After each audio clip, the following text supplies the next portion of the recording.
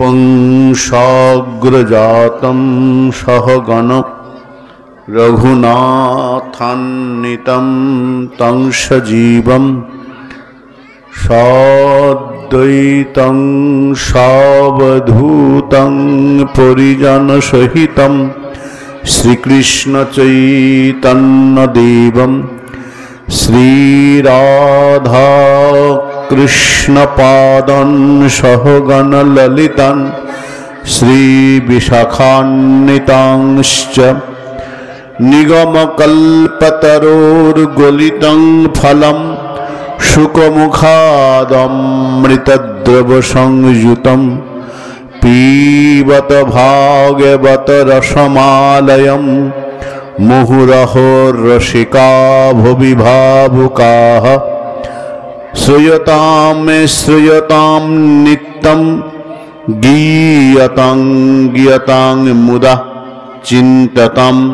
चिन्ततं भक्त्याश्चैतन्यचरितामृतम् अजानुलम्बितभुजौ कनकावदातौ संकीर्तनैकपितरौ कमलायताक्षौ विश्वम्भरौ द्विजवरौ युगधर्मपालौ वन्दे जगत्प्रियकरौ करुणावतारौ।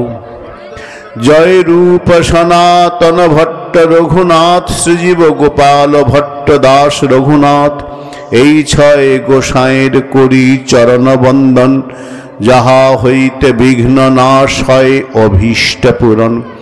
বাঞ্ছা কল্পতরুর্ভশ্চ কৃপা সিন্ধুভ্য এব চ পতিতানাং পাবনেভ্যো वैष्णवेभ्यो नमो नमः। हरे कृष्ण कृष्ण कृष्ण हरे हरे, हरे राम राम राम हरे हरे। श्री गुरु प्रेमानंद निताई गौर हरि हरि बोल। जय श्री राधा वल्लभ, जय गौर सुंदर।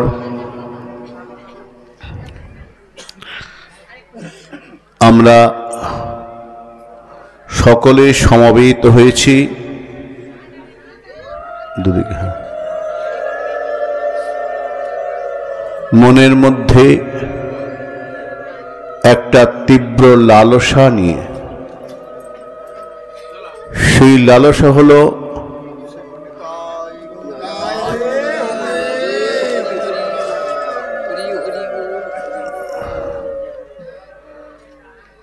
মনের মধ্যে তীব্র লালসা নিয়ে সমবেত হয়েছি।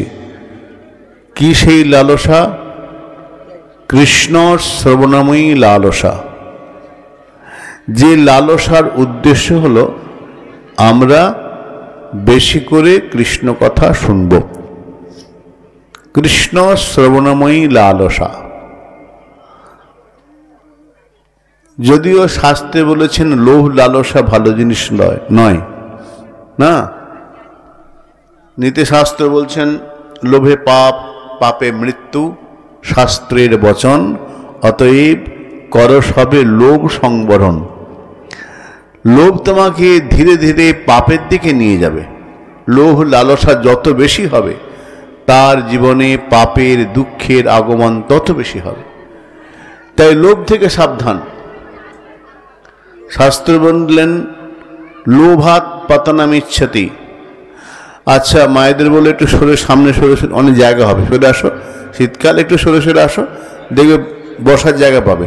একটু সরে সামনের দিকে সরে আসো, একটু আমার দিকে এগিয়ে, সামনের দিকে এগিয়ে এসো। হ্যাঁ, সবাই একটু এগিয়ে এলেই জায়গা হয়ে যাবে। তো লোভাৎ পতনম ইচ্ছতি। আমাদের যে পতন হয়, মানসিক অবক্ষয় হয়, পতন হয়, তার পেছনে কিন্তু লোভ আছে। তাই লোভ আমাদের পাপের দিকে নিয়ে যায়। তার লোভ ভালো জিনিস নয়, কিন্তু এখানে মহাজন বলছেন লালসাটা এখানে ভালো। কিসের লালসা?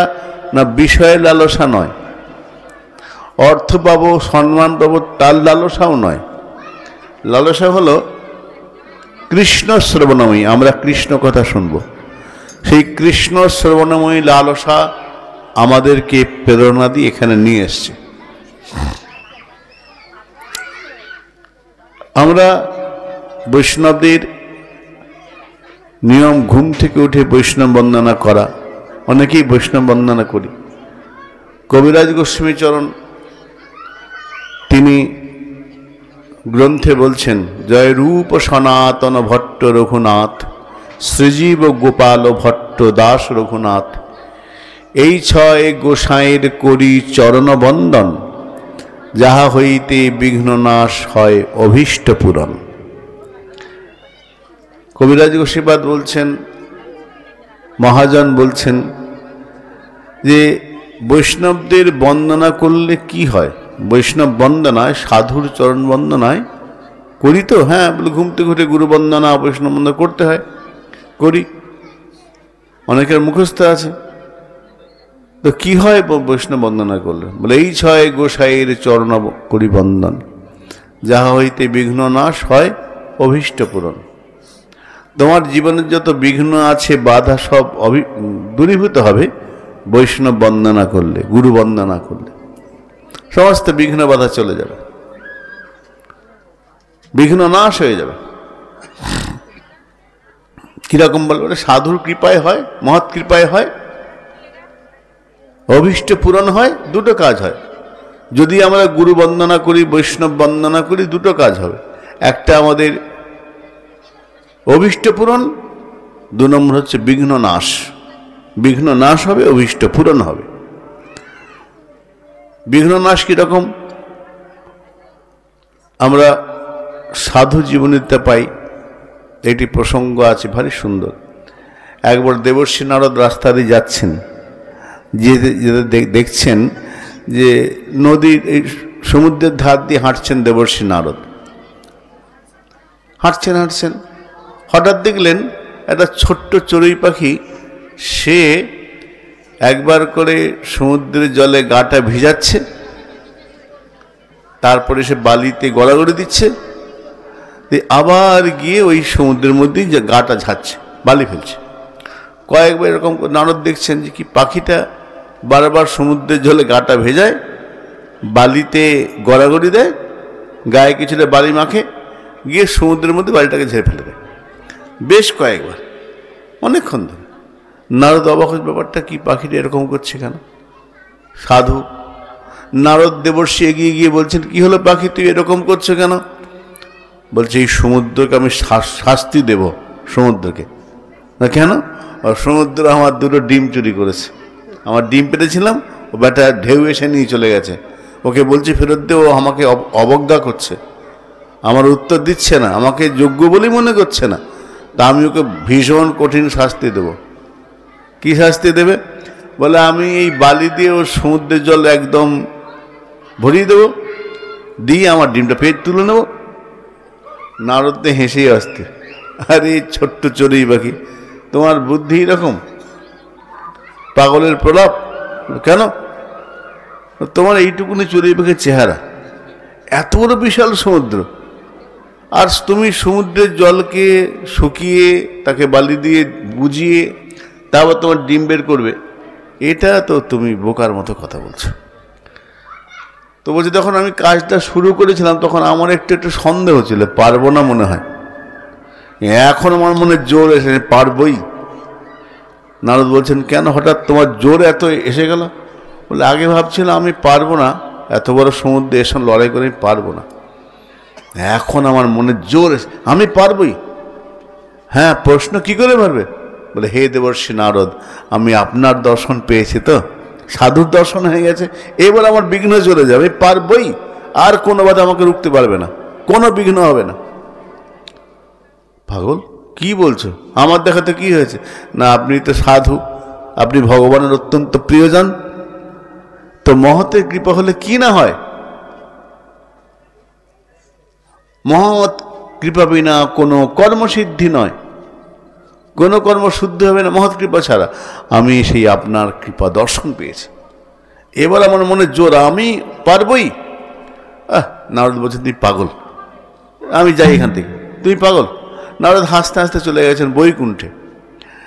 বৈকুণ্ঠে গেছেন, কিন্তু ওই পাখির কথা মনে হাসি পেয়ে যাচ্ছে, মানে বেটা পাগল, বলে কিনা সমুদ্রকে বুঝিয়ে দেবে, দিয়ে ডিম বের করে নেবে, শাস্তি দেবে, পাগল।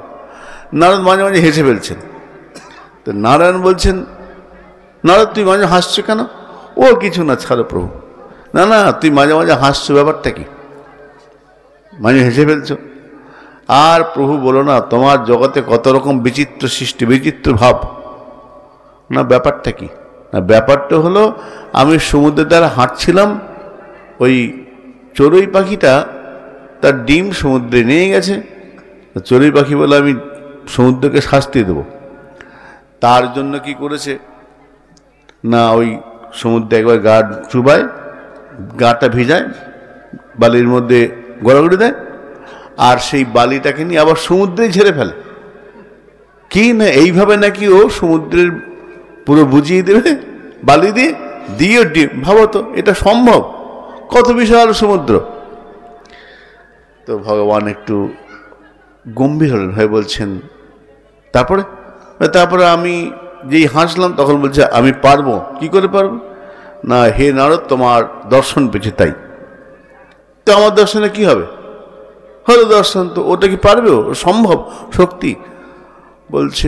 তখন ভগবান বলছেন, শোনো নারদ, তোমার দর্শন যখন হয়েছে, ওর বাধা দূরীভূত হওয়ার ক্রিয়া শুরু হয়ে গেছে। আচ্ছা তুমি দাঁড়া, আমি দেখছি। ভগবান তখন গরুরকে বললে, গরুর, হ্যাঁ তুমি পাখি? হ্যাঁ প্রভু। চড়ুই পাখিটাও পাখি? হ্যাঁ। তো চড়ুই পাখি বিপদ, তুমি যাও সমুদ্রকে বলো, সমুদ্রের থেকে তুমি ওটা ডিমটা বের করে ওকে দিয়ে দাও। গরুর পৃথিবীতে এলেন, সমুদ্র বলে, এই সমুদ্র, তুমি ডিমটা দিয়ে দাও, ফেরত দাও। যদি না ফেরত দাও, আমি তো গরুর, আমার পাখায় এত জোর আছে, আমি তোমার সমুদ্রের জল ছিঁচে ফেলবো, ফেলে আমি ডিমটা বের করবো। দেবে কিনা বলো? সমুদ্র বলল, প্রভু হে গরুর ভগবান, তুমি আমাকে এটা করো না, আমি দিচ্ছি, ফেরত দিচ্ছি। পরের ঢেউতে এসে ডিম ফিরে চলে এলো। পাখিটা বলে, আমি জানতাম হবে। প্রথম ভেবেছিলাম হবে না, যখনই নারদের মহারাজ দর্শন পেয়েছি, আমি জানি পাবোই পাবো। মহৎ সঙ্গের কৃপার এমনই ফল। কি হয়? লই যে বৈষ্ণব বন্দনা করলে কি হয়? বলে বিঘ্ন নাশ হয়, অভীষ্ট পূরণ হয়। এই জন্য মহাজন বলছেন যে আমরা ঘুম থেকে উঠে জীবনের দিনের শুরু যখন শুরু হবে, সূর্যের আলো যখন প্রথম উঠবে, দিন যখন শুরু হবে, দিনের শুরুটা যেন গুরু বন্দনা, বৈষ্ণব বন্দনা দিয়ে শুরু হয়। তা দিন যদি শুরুটা ভালো হয়, তা সারাটা দিন আমার ভালো যাবে। কিন্তু দিনের শুরুটা, প্রথম সূর্য কিরণ যখন আমার চোখে এসে পড়ছে, যে সূর্য কিরণে চোখের পাতা খুলছে, আমি আঁখি মেলে তাকাচ্ছি, সেই সময় শুরু যেন গুরু বৈষ্ণব ভগবানের নাম দিয়ে শুরু হয়। গুরু বৈষ্ণব ভগবান তিনের স্মরণ, তিনের স্মরণ হইলে হয় বিঘ্ন বিনাশন। তোমার যা কিছু বিঘ্ন আছে, আমাদের যখন আগামীকাল সম্মত নাম হবে, তাই তো, হরেকৃষ্ণ মহামন্ত্র উদয়স্ত, হ্যাঁ আগামীকাল অধিবার। আচ্ছা, তো আগামী পরশু সম্মত নাম হবে হরেকৃষ্ণ মহামন্ত্র। তো নাম যারা করেন, সেখানে যারা নিয়মিত নাম করেন, সেখানে একটা মন্ত্র আছে, নাম মালা ধারণের মন্ত্র। সেখানে বলে অবিঘ্নং কুরুমালে, অবিঘ্নম কুরুমালে। হে মালা, তুলসী মালা, আমি নাম করব, তো হে তুলসী মালা, তুমি আমাকে কৃপা করো। অবিঘ্নং কুরুমালে তং হরিনাম জপেষু চ। এই যে হরিনাম জপ করব আমি, নাম করতে গেলে বাধা আসতেই পারে, বাধা আসে না? নাম করতে মালাটা নিয়েছ কি সঙ্গে সঙ্গে ঘুম এসে যাবে, আর নাহলে আজে বাজে চিন্তা চলে আসবে। তো মালায় বিঘ্ন চলে আসে। মালা ধরলে অন্য সময় ঘুম পাচ্ছে না, মোবাইল দেখছি ঘুম পাচ্ছে না, গল্প করছি ঘুম পাচ্ছে না, লোকের নিন্দা করছি খুব মজা পাচ্ছি, ঘুম আসছে না। যেই মালাটা হাতে নিলাম, যত রাজ্যের ঘুম। আমি এক পাঠে শুনছিলাম যে ইয়েতে রামচন্দ্র যখন কুম্ভকর্ণকে বধ করলেন, তো কুম্ভকর্ণের স্ত্রী রামচন্দ্রের সামনে এসে দাঁড়িয়েছেন, এসে বলছেন, হে রামচন্দ্র, তুমি আমার স্বামীকে বধ করেছ, তা আমি তোমাকে ছাড়ব না। তো রামচন্দ্র বলছেন, আমি তো হে দেবী, তুমি তো নারী, আমি তোমাকে প্রণাম করি, সম্মান জানাই, কিন্তু তোমার সঙ্গে আমার কোনো শত্রুতা নেই। আমি তো কুম্ভকর্ণের সঙ্গে শত্রুতা না, আমি তোমার ক্ষতি করব। কি ক্ষতি করবে? আমি তোমার সঙ্গে তো পারবো না, তোমার যারা ভক্ত, যারা ভজন সাধন করে না, তাদের আমি ক্ষতি করব। কি ক্ষতি করবে? যখনই যারা জপ করতে বসবে, পূজা করতে বসবে, আমি চোখের মধ্যে বসে পড়ব। কে বলছে? ওর নাম তার নিদ্রা দেবী। নিদ্রা যখনই মালা করতে বসবে, জপ চোখটা বন্ধ করলে একবারে ঘুম, আজে বাজে চিন্তা, হাই উঠা, এসব আসে না? ওই সময় বেশি আসবে। এখন ভজনে তো আমি নাম করতে বসবো, কিন্তু বিঘ্ন আসতে পারে। তাই নাম প্রভুর কাছে প্রার্থনা, অবিঘ্নং কুরু মালে, হে মালা, এই যে তুলসী মালা, এবার মালাটা কিন্তু তুলসী মালাই হতে হবে। তুলসী গাছের থেকে অনেক দামি কাঠ আছে, চন্দন কাঠ আছে, মেহগনি কাঠ, ভালো ভালো দামি গাছ আছে, সেই কাঠ দিয়ে মালা হবে না। জপের যে মালা, সেটা তুলসী হতে হবে না, ওই জন্য তুলসী মালা। হে মালে, আমি জপ করতে বসছি, অবিঘ্নং কুরু মালে। মালা বলছেন, তুমি করতেই পারো, আমাকেই বলছো কেন? বলে না, হরিনাম জপে এসেছ, আমি এখন হরিনাম জপ করতে বসেছি। হে মালা, তুমি দেখো যেন আমার হরিনাম করতে কোনো বিঘ্ন না আসে। যদি বিঘ্ন চলে আসে, হে মালা, তুমি আমার বাধাকে দূরীভূত করে দিও। আমার তো ক্ষমতা নেই বাধা দূরীভূত করার, আমরা ইন্দ্রিয় বশ, আমরা ইন্দ্রিয়ের বশীভূত। হে নাম মালা, তুমি তো গোবিন্দ প্রেয়সী না? তুলসী বন্দনার মধ্যে আছে না, বৃন্দা ওই তুলসী দেব্যই প্রিয়া ওই কেশবাস্যাচ কৃষ্ণ ভক্তি প্রদে দেবী সত্যবত্যই নমো নম, এর বলা আছে না?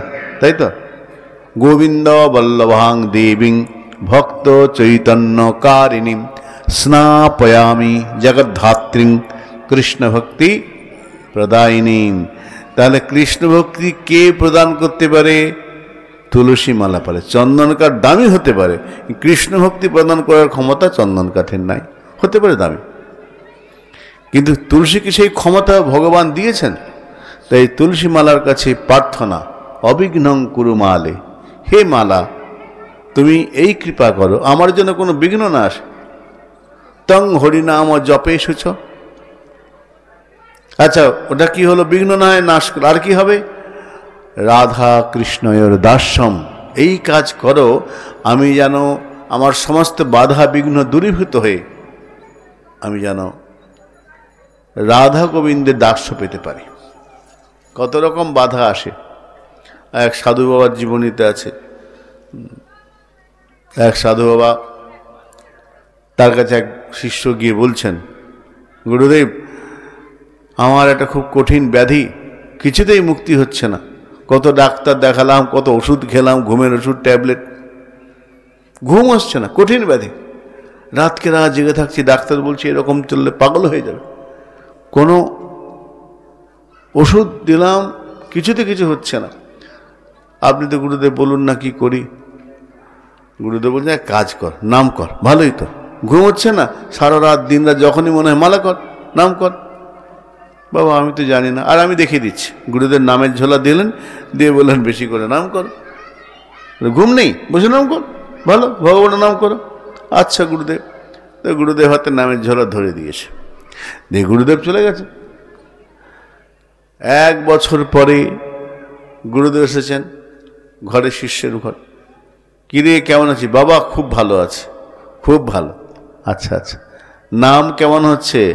নামের মালা দিয়েছিলাম। হ্যাঁ বাবা, নামের মালা করে। হ্যাঁ, কীরকম আছো?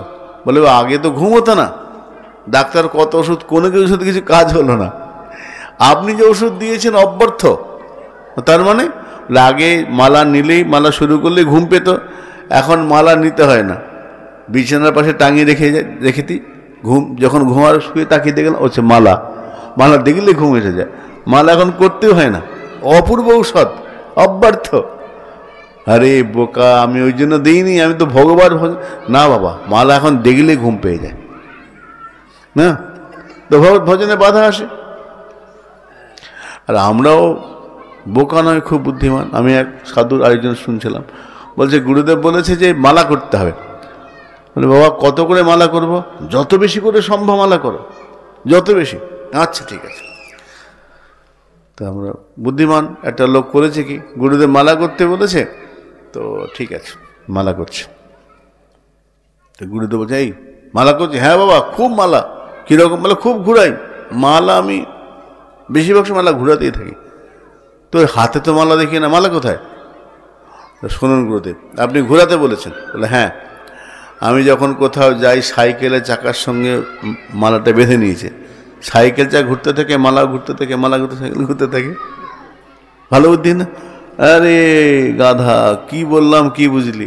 ও ঘোরানো বলিনি, নাম করতে করতে দেখুন। তাহলে কিন্তু নামমালা গুরুদেব কেন দিয়েছেন? স্মরণ মনন করার জন্য।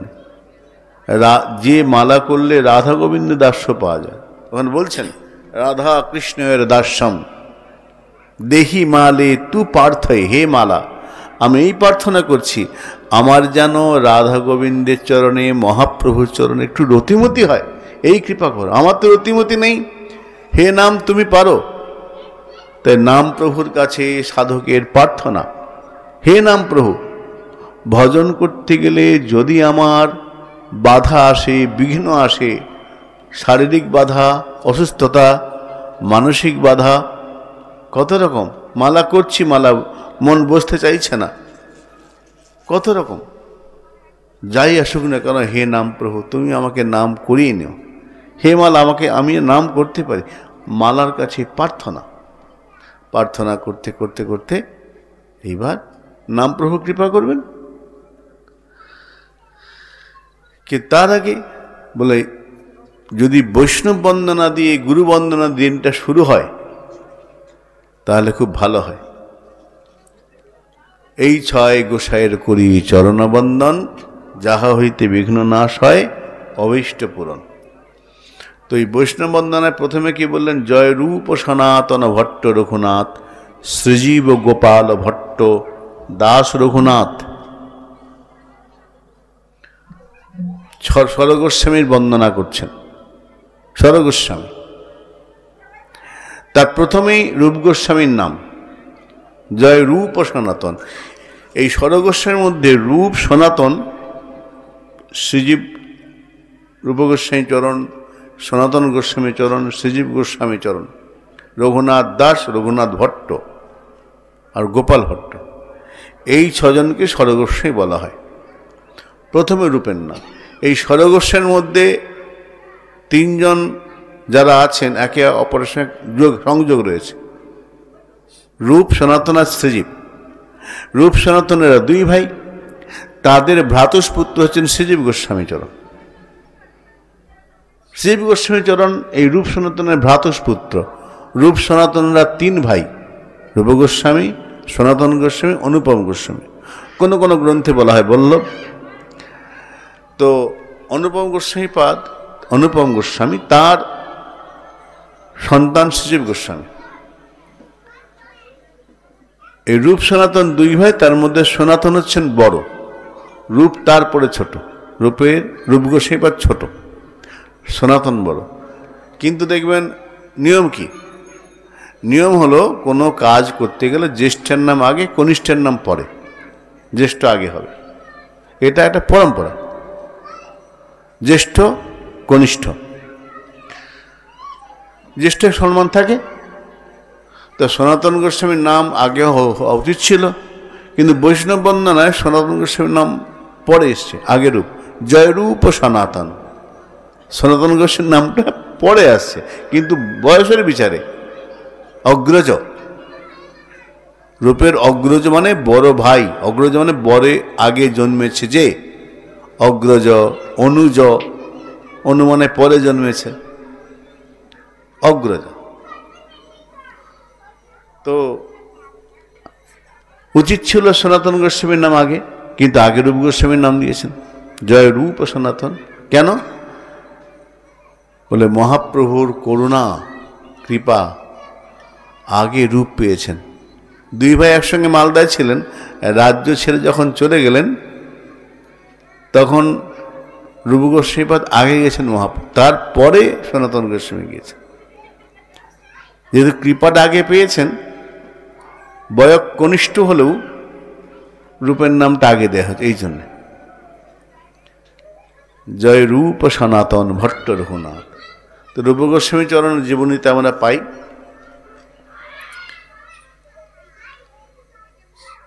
ভক্তমাল গ্রন্থে ভারী সুন্দর সুন্দর প্রসঙ্গ আছে।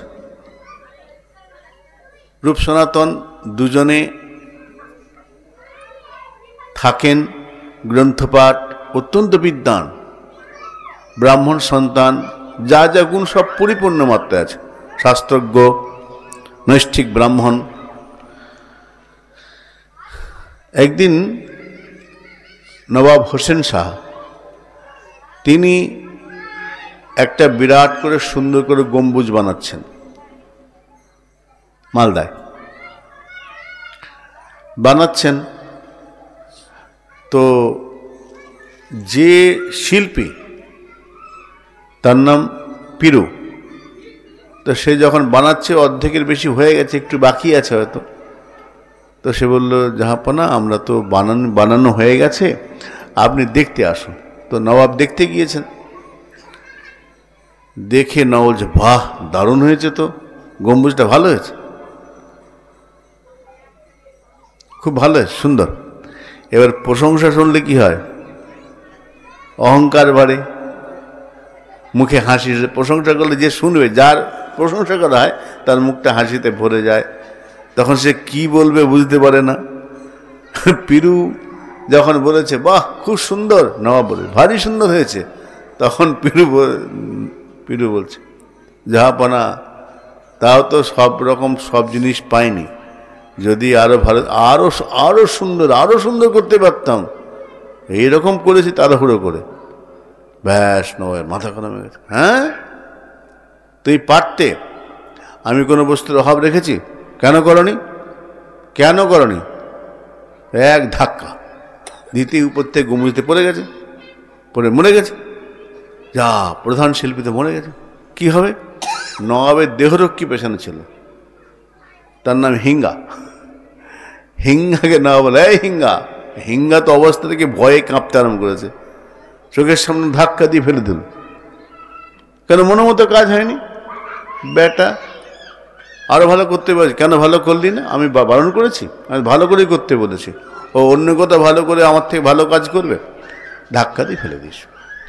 হিঙ্গা তো দেখে ভয় পেয়ে গেছে, হ্যাঁ হিঙ্গা তুই মরগা, যা মরগা বলেছে। আর হিঙ্গা তাড়াতাড়ি নেমে এসছে, কোথায় যাবে হিঙ্গা বুঝতে পারছে না, কেন যাব? নবাব শুধু, এই হিঙ্গা তুই মরগা।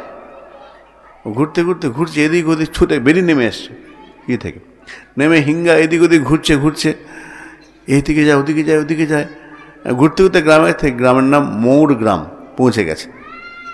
সেইখানে রূপ সনাতন বারান্দায় বসে গ্রন্থ পাঠ করছেন।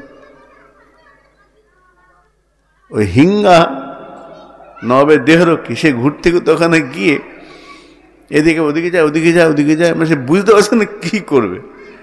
নবাব তো সে বলেছে, তুই হিঙ্গা তুই মরগা, কি কেন নবাব বললো, কি জন্য বললো, কিছুই বুঝতে পারেন। এদিক ওদিক ঘুরছে, তোর এদিকে এসো, রূপ সনাতন ডেকেছেন, এসো। হ্যাঁ, কি ব্যাপার? তুমি উদ্ভ্রান্তের মতো একবার এদিকে যাচ্ছ ওদিকে যাচ্ছ, কি ব্যাপারটা কি? আমি তো ও হিঙ্গা বলে আমি বুঝতে পারছি না। তো রূপ সনাতন দেখে বলছেন যে, তোমাকে দেখে তো মনে হচ্ছে তুমি তো সাধারণ লোক নয়, তুমি কোনো রাজার লোক, রাজার কোনো কাজের বা রাজকর্মচারী দেখে মনে হচ্ছে। হ্যাঁ ঠিক ধরেছেন, আমি নবাবের আমি কি বল দেহরক্ষী। হ্যাঁ, তো উদ্ভ্রান্তের মতো ঘুরছে কেন? তাহলে শুনুন, এই অবস্থা, গম্বুজ হচ্ছিল, এই ব্যাপার হঠাৎ নবাব আমাকে বলল, হিঙ্গা তুই মরগা। ও আচ্ছা বুঝেছি, শোনো, তোমার নাম হিঙ্গা? হ্যাঁ আমার নাম হিঙ্গা। তো বললো, নবাব তোমাকেই বলেছে হিঙ্গা তুই মরগা, এটা বলেছে? তো বলে হ্যাঁ। আরে তুমি যেখানে দাঁড়িয়ে আছো গ্রামটার নাম মোর গ্রাম। বলে হ্যাঁ, সে তো, কিন্তু আমি কেন বলেছে?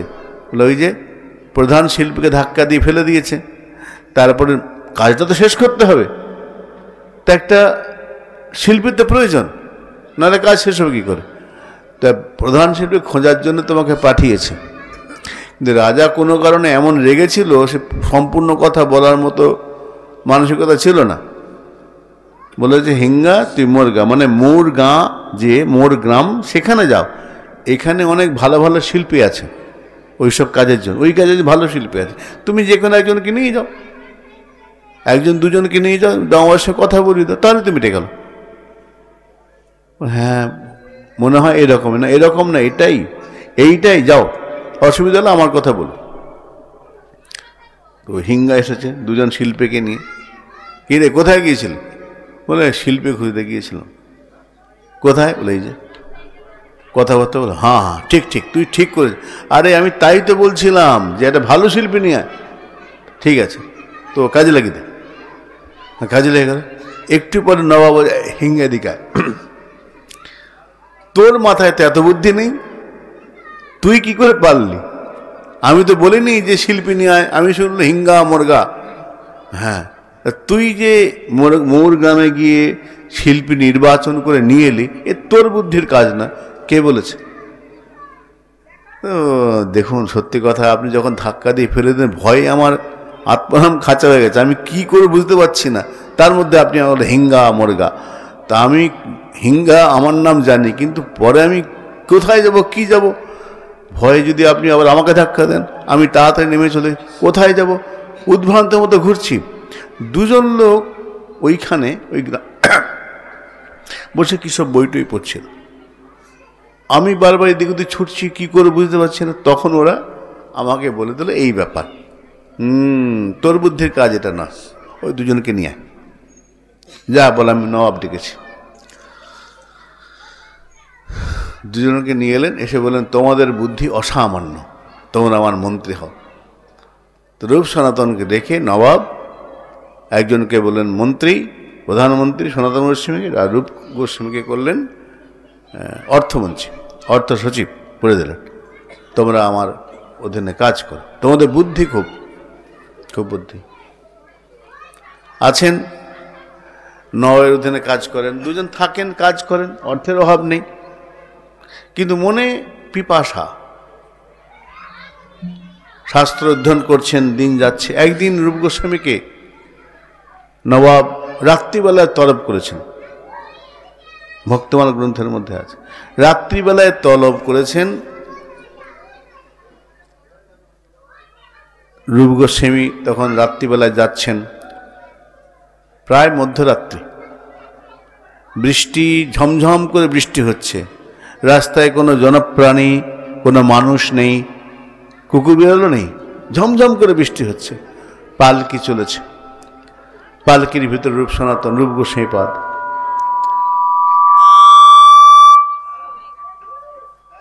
তো এত বৃষ্টি পড়ছে, হাঁটা যাচ্ছে না, এক জায়গায় দাঁড়িয়েছে, পরপর কতগুলো পর্ণকুটির, গরিব মানুষের ঘর, তারাও ঘরের ভিতরে আছে। রূপ গোস্বামী পাদ নেমে একটা বারান্দায় দাঁড়িয়েছেন, তো ভিতর থেকে নারী পুরুষের গলার স্বর ভেসে আসছে। স্বামীটা বলছে, এত রাত্রে বৃষ্টিতে কে যায় রাস্তায়, এত রাত্রে কেউ বেরোয়, কে যাচ্ছে, মনে হচ্ছে কিছু যাচ্ছে কোথাও।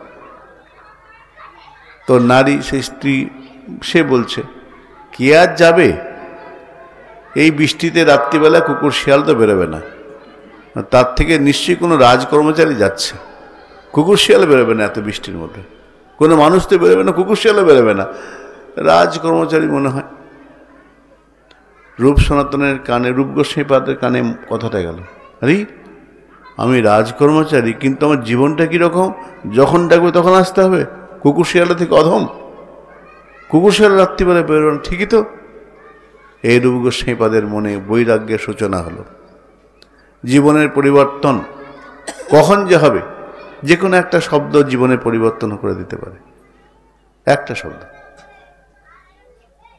রূপ গোস্বামী কি বলছে, সত্যি তো, এত বৃষ্টি, এত রাত্রি, মানুষ কোনো বেরোয়নি, পশু পাখি কোনো রাস্তায়, কুকুর বেরোর নেই, কিন্তু আমাকে যেতে হচ্ছে কেন, আমি কর্মচারী, রাজকর্মচারী। আমাকে যেতে হচ্ছে। এই শিরূপ গোস্বামীর চরণে জীবনে বৈরাগ্য হলো। মহাজন বলছেন, শিরূপের বৈরাগ্যকালী সনাতন বন্দিশালী রূপ গোস্বামীপাদের বৈরাগ্য জীবনে চলে এলো। আর ভালো লাগছে না, ওই একটা কথা। আমরা আর একটা প্রসঙ্গ পাইছি এরকম, যে কথায় কীরকম জীবনে পরিবর্তন হয়ে যায়। কোন একটা ঘটনা জীবনের মোড় ঘুরে দিতে পারে, কোন একটা ছোট্ট ঘটনা। লালাবাবু, রাজা কৃষ্ণচন্দ্র, মহারাজ কৃষ্ণচন্দ্র, তাকে লালাবাবু বলা হতো, ধনী ব্যক্তি। তিনি বিছানায় শুয়ে রয়েছেন, বিকাল হয়েছে, শুয়ে আছেন। তার সেবক, তার নিয়ম ছিল বিছানায় শুয়ে এসে অনেক সময় গড়গড়া টানতেন। তখনও দীক্ষিত হন। জমিদার মানুষ, জমিদার আয়েসি হয়, আরাম প্রিয় মানুষ, বিছানায় শুয়ে দু একটা টান দিয়ে তারপরে নামতেন। লম্বা আসে নল থাকে না, গড়গড়া না কি বললেন, টান দেয়। তো সেইটা সেবক তৈরি করছে, উনি শুয়ে আছেন। জানলা দিয়ে বিকাল হয়ে গেছে, রোদ এসে, হালকা রোদ, পরন্ত সূর্যের আলো এসে পড়েছে বিছানায়। তো লালাবাবু শুয়ে আছেন। দূরে রাস্তায় একটা মেয়ে, বাচ্চা মেয়ে, তার বাবাকে বলছে। বাবা ও লোহার কাজ করে, লোহার সেই হাঁপড় টেনে টেনে আগুনে লোহা পিটায় না, তো যেটা টানে ওটাকে, যেটা আগুন ধরায় সেটাকে বাসনা বলে। তো মেয়েটা তার বাবাকে বলছে, বাবা বেলা যে যায়, বাসনায় আগুন দাও। মেয়েটা তার বাবাকে বলেছে, মানে বিকাল হয়ে যায়, সন্ধ্যা হয়ে আসছে, তাড়াতাড়ি কাজ শুরু করতে হবে, তো বাসনে আগুন দাও। আগুন দিয়ে, আগুন হলে আগুনের লোহাটাকে গরম করবে, তারপর তৈরি করবে কোনো বস্তু। তো মেয়েটা তার বাবাকে বলছে, আপন মনে বলেছে, ভেবে চিন্তে বলে না, বাবা বেলা যে হলো, বাসনায় আগুন দাও। লালাবাবু জানলা দিয়ে শুনেছেন, আরে ঠিকই তো, আমার তো জীবনের বেলা চলে যাচ্ছে, আমার তো জীবনের বেলা চলে গেল, জীবন সায়ান্ন, বয়স হয়ে গেছে, আমার তো এখনো বাসনা মন থেকে যায়নি। এখন আরাম করছি, শরীরটাকে যা চাইছে আরাম দিচ্ছি, শরীর যখন যাচ্ছে এটা খাবো, খাবার দিচ্ছি, এটা পড়বো, পড়ছি, এইভাবে ঘুমাবো, এই আমার চাই। এতদিন তো আরাম দিয়েই গেলাম শরীরটাকে, যখন চেয়েছে তাই দিয়েছি, কিন্তু বাসনা তো শেষ হচ্ছে না। কিন্তু জীবনের বেলা তো চলে যাচ্ছে, সায়াহ্নকাল, সেই আরাম জীবন শুরু করেন ছোটবেলায়, হামাগুড়ি দিয়ে শুরু হয়েছিল, মধ্য বয়স, এখন পরন্ত বয়স, কদিন পরে মরে যাব। জীবন তো সায়াহ্ন চলে এলো, আমার তো জীবনের বেলা তো চলে গেল, তাহলে আমার কি হবে? আমার বাসনা তো শেষ হচ্ছে না। মেয়েটা তো বললো বাসনায় আগুন দাও, তা আমি তো বাসনায় আগুন দিই, বাসনা করেই যাচ্ছি একটার পর একটা, শেষ তো হচ্ছে না, আমার কি হবে? আমি কি এই জন্য পৃথিবীতে এসেছিলাম? কিন্তু শাস্ত্র তো তা বলেনি। শাস্ত্র বলেছেন কৃষ্ণ ভজিবার তরে সংসারে আইনু। আমি তো ভজন করব কথা দিয়ে পৃথিবীতে এসেছিলাম, কিন্তু বাসনা, মায়া, সংসার, মোহ এর মধ্যে পড়ে গেছি। এই পেছনে তাকিয়ে দেখিনি, জীবন তো চলে গেল, জীবন সায়াহ্ন এসে গেল, আমার বাসনা তো কমছে না, বাসনাতে আগুন দেওয়া হলো না। উঠলেন, আর না, আর না, অনেক হয়েছে, এক্ষুনি করতে হবে। আমরা অনেক কাজ ভাবি করব, কাল করব, পরশু করবো, আচ্ছা পরে করছি, এই পরে করছি, কাল করছি, এইটা আমাদের জীবনে বিরাট ভুল, ফাঁদ। না, কাল নয়, পরশু নয়। কবি বলছেন, দিন যায় ক্ষণ যায়, সময় কাহার নয়, বেগে ধায় নাহি রহে স্থির। দিন তোমার কথা দিয়ে চলে যাচ্ছে, বুঝতেও পারবে না। দিন যায়, কাল যায়, সময় কাহার নয়, বেগে ধায় নাহি রহে স্থির। সময় কখনো থেমে থাকে না। ভাবছি হাতে অনেক সময় আছে, সময় নেই। এক মুঠে বালি ধরলে বালি ধীরে ধীরে ধীরে আঙুলের ফাঁক দিয়ে গলে গলে আর কিছুই থাকে না। আয়ু সেরকম।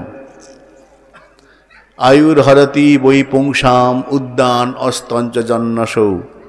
সূর্য উদিত হয়ে ওই দেখো সকালে সূর্য লাল হয়ে উঠল, মধ্যাহ্ন হলো, অপরাহ্ন হলো, সায়াহ্ন সন্ধ্যাকাল, সূর্য অস্ত যাচ্ছে। সূর্য যখন অস্ত যায় লাল হয়ে ধীরে ধীরে ডুবে যায়।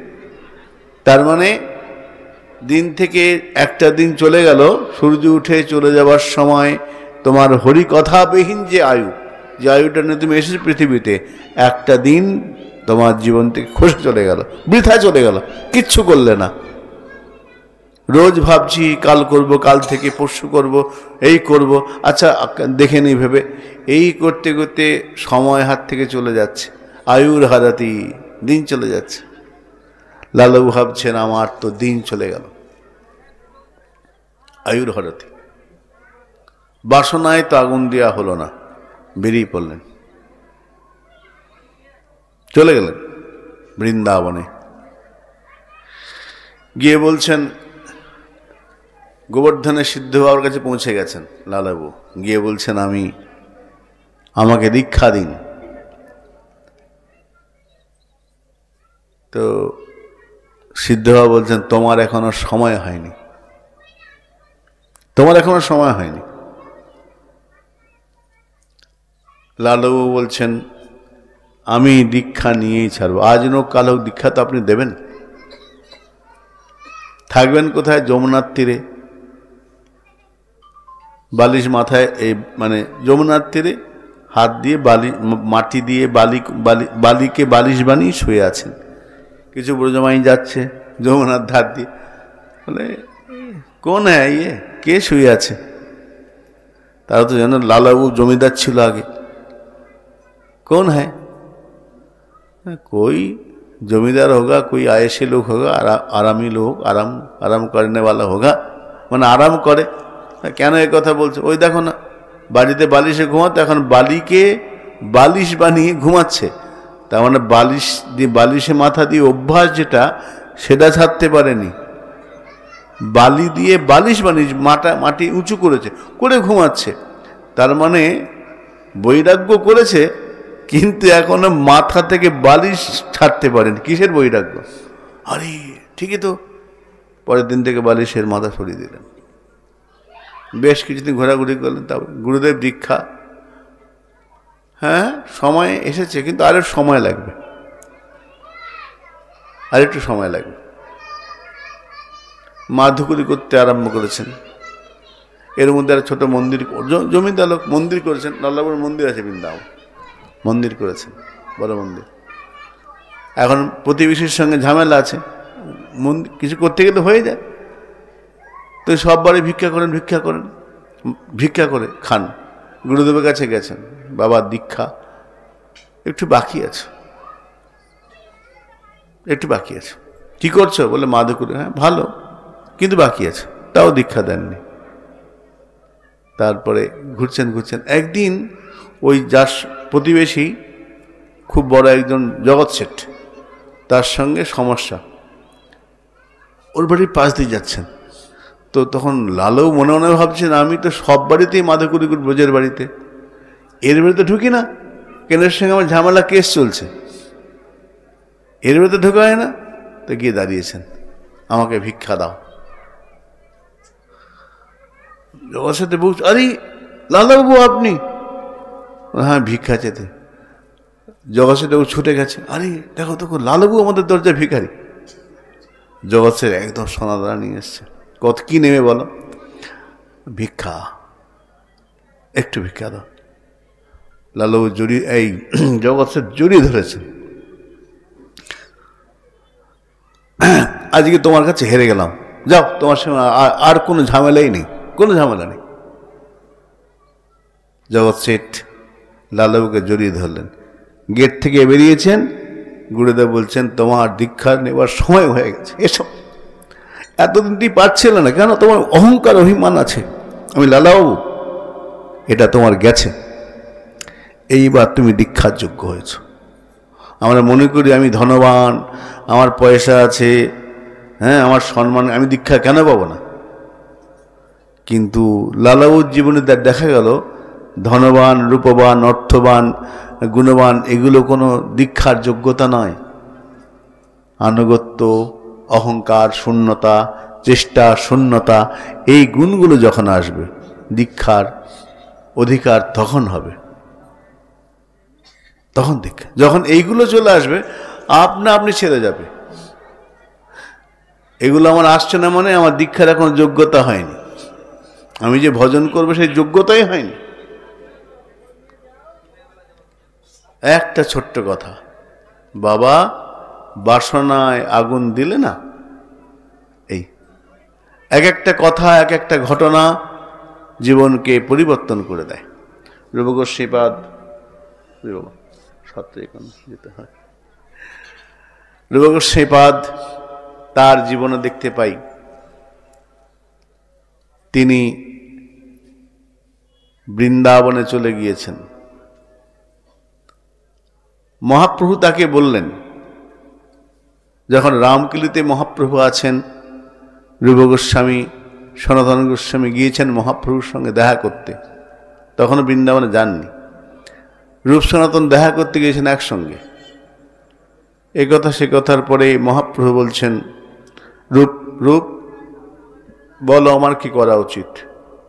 মহাপ্রভু বলছেন, এই রূপ বলছেন, প্রভু একটা কথা বলবো? হ্যাঁ, তুমি যে বৃন্দাবন যাচ্ছ, সঙ্গে এত লোক, মানে মহাপ্রভু যখন পথে দেখতে সুন্দর, মহাপ্রভু কাউকে ডাকেননি। মহাপ্রভু চলেছেন, যে রাস্তা দিয়ে যাচ্ছে সে রাস্তার লোক তার সঙ্গে জুড়তে জুড়তে যাচ্ছে। যে রাস্তা, যে পথ দিয়ে যাচ্ছেন লোক তার সঙ্গে আপনি জড়ো হয়ে যাচ্ছে। ওই আজনলম্বিত ভুজ কনক অবদাত, জানু পর্যন্ত লম্বা হাত, দীর্ঘ দেহ, সুন্দর সুপুরুষ দেখতে, উজ্জ্বল বরণ গৌরবর দেহম বিলসিত নিরবধি ভাব বিদেহম, অপূর্ব সুন্দর রূপ, চোখগুলো কি সুন্দর, টানা টানা চোখ, গেরুয়া বসন, মুন্ডিত মস্তক, সন্ন্যাসী গৌর, ন্যাসী শিরোমণি গৌর রাস্তা দিয়ে চলেছেন। যে একবার দেখে সে চোখ ফেরাতে পারে না, সঙ্গ ছাড়তে পারে না। লোচন দাস পদে বলছেন, যাহারা একবার গৌর নটবর নয়ন কোণেতে হ্যারে, তারা সতীপনা রাখিয়া আপনা ফিরিতে পারে কি ঘরে। যারা একবার গৌর সুন্দরের রূপে নয়ন দিয়ে দিয়েছে আর বাড়ি ফিরতে পারবে না। যারা একবার যে কোনোভাবে, যাহারা একবার গৌর নটবর নয়ন কোণেতে একবার তাকিয়ে দেখে ভালো গৌরকে, ওই রূপের মাধুর্য একবার তোমার চোখে নেশার মতো লেগে যায়, তুমি আর সংসারে সুখ ভোগ তোমার আর ভালো লাগবে না, সংসারে সুখ সুখ বলে মনেই হবে না। যারা একবার গৌর নটবর নয়ন কোণেতে হারে, তারা সতীপনা রাখিয়া আপনা ফিরিতে পারে কি ঘরে। যারা দেখছে সেই সঙ্গ নিচ্ছে। প্রভু চলেছেন বৃন্দাবনের পথে, পুরী থেকে আসছেন, যাচ্ছেন বৃন্দাবনের পথে, সঙ্গে লোক জড়ো হতে হতে যখন মালদা এসেছেন, সঙ্গে কয়েক লক্ষ লোক জড়ো হয়ে গেছে। এদিকে নবাব তিনি দেখছেন মালদা এক সাধু এসেছে, তার পিছনে লোক, প্রচুর লোক যাচ্ছে। তো রূপ সনাতনকে বললেন, এই সাধুটা কে? তো রূপ বললেন, এক হিন্দু সন্ন্যাসী সাধু, সাধারণ এক হিন্দু সন্ন্যাসী। নবাব হাসছেন, সাধারণ সন্ন্যাসী? তুমি আমাকে বোঝাচ্ছ? আমি লোক চিনি না, এ সাধারণ নয়। বলে কেন? খুব সুন্দর পদ বলছেন, বিনামূল্যে যার পিছে লক্ষ লাখ লোক ধায়, সেই তো গোসাই ইহা জানিহ নিশ্চয়। আমার পেছনে লোক থাকে, আমি যখন রাস্তা দিই আমার পেছনে ঘোড়া চলে, হাতি চলে, সৈন্য চলে, সেনাপতি যায়, আমার সঙ্গে যায়, কিন্তু এমনি যায় না, মাসে মাসে পয়সা দিতে হয়। আমার সঙ্গে লোকজন যায় বটে, মাসে পয়সা দিতে হয়। আরে সন্ন্যাসী যে গৌর যে যাচ্ছে, কাউকে পয়সা দেয়? বিনিমূল্যে যার পিছে লক্ষ লক্ষ ধায়, কোনো মূল্য দেয় না, প্রতিদিন মাসে কোনো হিসেব নাই, বিনা পয়সার সঙ্গে সঙ্গে চলেছে, তাকে সাধারণ সন্ন্যাসী বলছো? আমার তো মনে হয় না। রূপ গোস্বামী কি বলবেন? রূপ গোস্বামী বলছেন, প্রভু তুমি বৃন্দাবনে যাচ্ছ, যাও, কিন্তু এই যে পরিপাটি এটা ঠিক নয়। বলে কেন?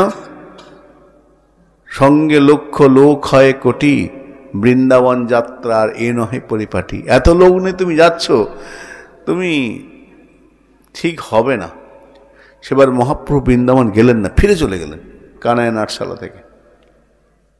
রূপ গোস্বামীর কথায় রূপ গোস্বামীপাদ মহাপ্রভুর আদেশে বৃন্দাবন এসেছেন।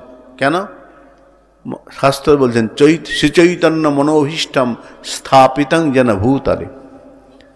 মহাপ্রভুর যে মনোভীষ্ট, মহাপ্রভু যেটা বলতে চেয়েছেন, জগৎকে যা দিতে চেয়েছেন, সেই বস্তুকে জগৎকে স্থাপনা করবার জন্য রূপ গোস্বামীপাদ বৃন্দাবনে এসেছেন। মহাপ্রভু রূপ সনাতনকে আদেশ করেছেন কি, হে রূপ সনাতন, তোমরা বৃন্দাবনে দুটো কাজ করবে, দুটো আদেশ আমার পালন করো। কি আদেশ? না, প্রথম আদেশ হলো বৃন্দাবন প্রায় লুপ্ত হয়ে গেছে, ধাম বিভিন্ন আক্রমণে, বিভিন্ন সময়ের প্রতিঘাতে, বৈদেশিক আক্রমণে আমাদের সনাতন ধর্মের উপর যে আক্রমণ হয়েছে, বৈদেশিক যে আক্রমণ হয়েছে, তার ফলে কি হয়েছে? এখানে চরিতামৃত বলছেন, লুপ্তেতি খ্যাপেয়তুম, কালপ্রবাহে বৃন্দাবনের মহিমা লুপ্ত হয়ে গিয়েছিল, সেটাকে আবার প্রকাশ করতে হবে। হে রূপ সনাতন, তোমরা বৃন্দাবনে গিয়ে সেই ধামগুলোকে পুনরুদ্ধার করো। মানুষ ভুলে গেছে। রূপ সনাতন বৃন্দাবনে এসে প্রত্যেকটি যে ধামের নাম, সমস্ত ধামগুলোকে পুনরুদ্ধার করলেন, লুপ্ত তীর্থ উদ্ধার করলেন, প্রথম কাজ। দ্বিতীয়, জগতের জন্য শাস্ত্র রচনা করো। রূপ সনাতন সরগোস্বামী মিলে কথিত আছে প্রায় 3.5 লক্ষ গ্রন্থ লিখেছেন বৈষ্ণবদের জন্য। কম কথা নাকি? বৈষ্ণব ধর্মকে প্রতিষ্ঠিত করেছেন, সুন্দর প্রতিষ্ঠিত করেছেন, স্থাপন করেছেন, শক্তে ভিত করে দিয়েছেন সরগোস্বামী, যার উপরে বৈষ্ণব জগৎ দাঁড়িয়ে রয়েছে। এমন শক্ত করে ভিত করে দিয়েছেন সরগোস্বামী। এই দুটো কাজ করেছেন, শাস্ত্র প্রচার, ধর্ম প্রচার, লুপ্ত তীর্থ উদ্ধার। রূপ সনাতন মহাপ্রভুর আদেশে করেছেন। তাই চরিতামৃত বললেন, শ্রীচৈতন্য মনোভীষ্টম স্থাপিতং যেন ভূতলে। এই ভূতলে মহাপ্রভুর যে মনোভীষ্ট, মহাপ্রভু যা বলতে চেয়েছেন, সেই কাজগুলো পরিণত করেছেন রূপ সনাতন। মহাপ্রভুর আদেশে রূপ সনাতন বৃন্দাবন এসেছেন এবং ধর্ম স্থাপনা করেছেন। আজ বৈষ্ণব ধর্ম যে জায়গায় দাঁড়িয়ে আছে, তার পেছনে রূপ সরগোস্বামীর বিরাট বিরাট অবদান। মহাপ্রভু নিজে খুব একটা গ্রন্থ লেখেননি গ্রন্থ, কিন্তু সরগোস্বামী একবার আমাদের ধামেশ্বর মহাপ্রভু মন্দিরে একটা অনুষ্ঠান হচ্ছিল, তো আমাদের আচার্যদেব প্রভুপাদ নিষেধ গোস্বামী ছিলেন। একটা কথা প্রসঙ্গে তা বক্তব্য ছিল মহাপ্রভুর অবদান, বৈশিষ্ট্য, মহাপ্রভু জগৎকে কি দিয়েছেন।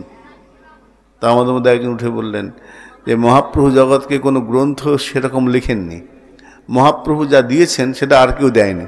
কি দিয়েছেন? সরগোস্বামী। মহাপ্রভু জগৎকে সরগোস্বামী দিয়েছেন। সরগোস্বামী আমাদের শিখিয়েছেন ভজন কেমন হবে, বৈরাগ্য কেমন হবে। রঘুনাথের নিয়ম যেন পাষাণের রেখা। নিয়ম আমরা বলে হ্যাঁ নিয়ম করব, যদি বাই চান্স না পারি ওই দিন জব শেষ করতে, তাহলে কি হবে? প্রথমেই ফাঁকিবাজি বের খুঁজি। রঘুনাথ গোস্বামীর নিয়ম কি ছিল?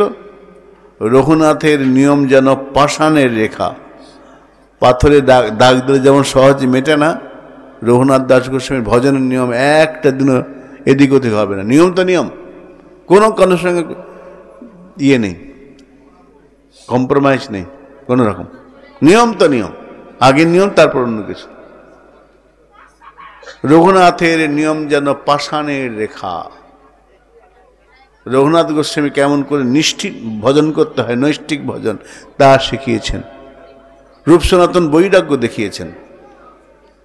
কিরকম বৈরাগ্য রূপ সনাতন দেখিয়েছেন? এক এক রাত্রি, এক এক বৃক্ষতলে এক এক রাত্রিবাস, জিজ্ঞাসিলে কয় মুই চৈতন্যের দাস।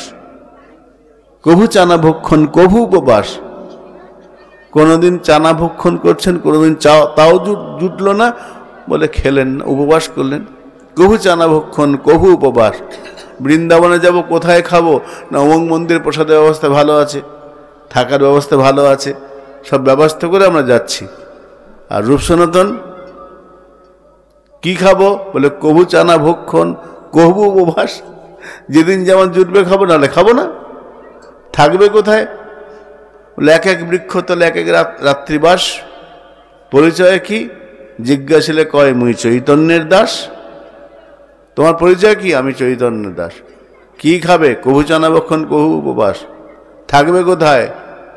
কুঠিয়া কোথায়? কুঠিয়া এক এক বৃক্ষতলে এক এক রাত্রিবাস। এই যে আদর্শ, বৈরাগ্যের যে আদর্শ, ভজনের যে আদর্শ জগতে স্থাপনা করেছেন রূপ গোস্বামী, সদা গোস্বামী। তাই বৈষ্ণব প্রথমেই বলছেন, জয় রূপ সনাতন ভট্ট রঘুনাথ, শ্রীজীব গোপাল ভট্ট দাস রঘুনাথ, এই ছয় গোসাইয়ের করি চরণ বন্দন। এরাই তো বন্দনীয়।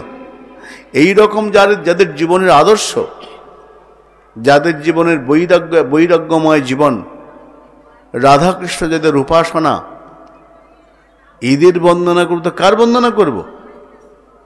তাই জয় রূপ সনাতন ভট্ট রঘুনাথ, শ্রীজীব গোপাল ভট্ট দাস রঘুনাথ, এই ছয় গোসাইয়ের করি চরণ বন্দন। এদের চরণকে বন্দনা করলে আমাদের জীবনের সমস্ত ভজনের যে বাধা, তার মানে এই ভাববো না আমার কোর্টে কেস চলছে, কেসটা যেন মিটে যায়, মেয়ের বিয়েটা হয়ে যায়, এইগুলো এই বাধা বিঘ্ন ছাড়াবার জন্য নয়। ভজনের যে বাধা সরে যাবে, এদের বন্দনা করতে পারে, এই জন্য বন্দনা করা প্রয়োজন। আজকে নয়, আমাকে আবার এখন নবদ্বীপ ধাম যেতে হবে, অনেকটা রাস্তা। আর এর আগেও মোটামুটি প্রথম পাঠ 5:30, কটায় আরম্ভ? 6টায়। তো আমরা প্রায় 2 ঘন্টা হরিকথা শুনেছি।